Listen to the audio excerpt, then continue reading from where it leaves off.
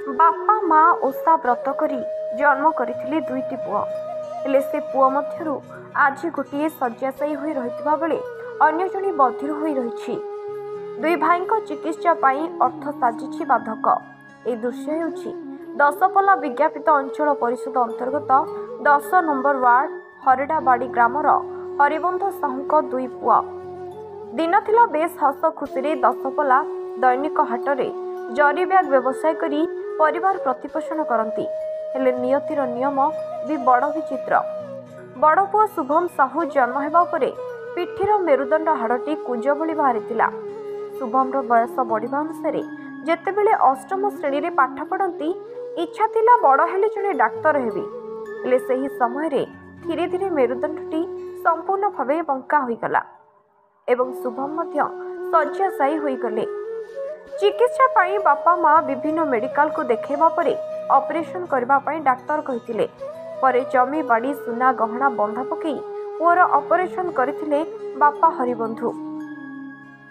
Operation तो सरी जाइछि हेले परिवार रे दुखर कला पहाड़ छिड़ी जाइछि। धार करज रे डूबी रहितबा बेले घरे भलरे खाइबा पाई भी मुठाए नहीं। सेपटे सान पुओ स्वयं प्रसाद साहू मध्य जन्मरु तार कान नथिबारु से मध्य किछि सुनी पारुनी सत पाठ पढ़ी पुलिस सेवा पाई स्वप्न रखिछंती। डाक्तर कहिछंती सान पुओ स्वयं चिकित्सा करा जाए तेबे 7 रु 10 लाख टंका खर्च हेले ता श्रवण शक्ति फेरी आसीबो। हेले अभावी परिवार मध्यरे एते टंका आसीबो केउठु ताहा बड़ चिंता खाली छि परिवार लोकंकु। सेपटे दीनबंधुଙ୍କ परिवार को कौनसी सरकारी सुविधा मिलुनथिबारु राशन कार्ड मध्य मिले नाही। बेस दुर्दिन रे दिन काटुथिबा बेले दीनबंधुଙ୍କ परिवार साहाय्य सहयोग जोगाई देबा पई अनुरोध करिसेंती। ग्रामवासी एवं पड़ोशी मध्य दीनबंधुଙ୍କ परिवार को साहाय्य सहयोग करबा पई निवेदन करिसेंती। अन्यपटे घटना संपर्क रे दशपल्ला तहसीलदार को जणाइबा परे मध्य से कहिसेंती प्रशासनिक स्तर रे संपूर्ण सहयोग कराजिबो।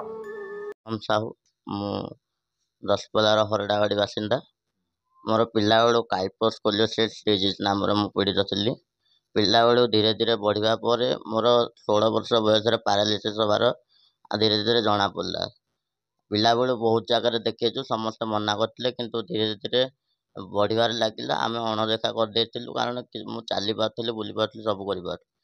धीरे धीरे होगा पर आम बहुत प्राइवेट हॉस्पिटल देखु से कहते बहुत पैसा खर्च हम हेल्ले भी जो अधिक जो पेन है से कहला से कहले आम बैंगलोर तुमको नबू 10 लाख पर टका खर्च हो पारे कि आम पक्षे से संभवपर नाला से कहले एम्स भुवनेश्वर जाओ से मागणार किसी संभव हो पार।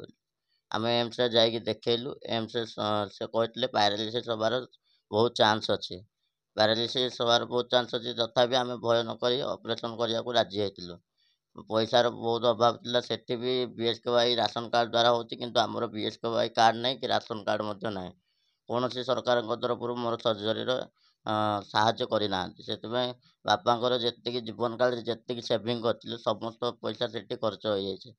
बर्तमान मोर सर्जरी पर रिकवरी हो पारे ना बर्तमान शोक रोचे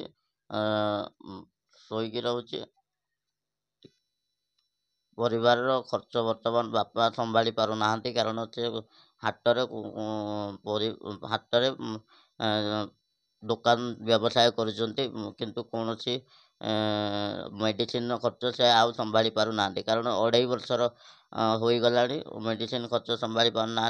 मोर सान भाई भी जड़े हैंडिकाप सबू ना भी डॉक्टर कहते सर्जरी करने 10-15 लाख टकर खर्च करने कहते किंतु आम से बहन करना सरकार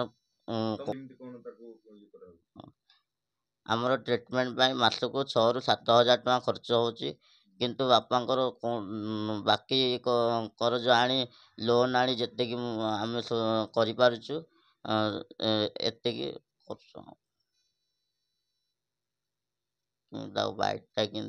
आमे खबर पाइछु से विषय रे शुभम साहू तांको बापा ना Haribandhu Sahu is differently abled अछंती ଏବଂ ରାସନ कार्ड जो भी किसी इश्यूज अच्छी बोलिकी आम शुणा पाइचु कनसर्न ऑफिस को तार इंटीमेशन आम करदेबू बाकी किसी जदि तांकर ट्रिटमेंट पाई कौन सी आर्थिक सहायतार आवश्यकता थी तापाई मध्य तदंत ऑलरेडी आदेश कराई तार रिपोर्ट आसला परे ताकू रेकमेंड करा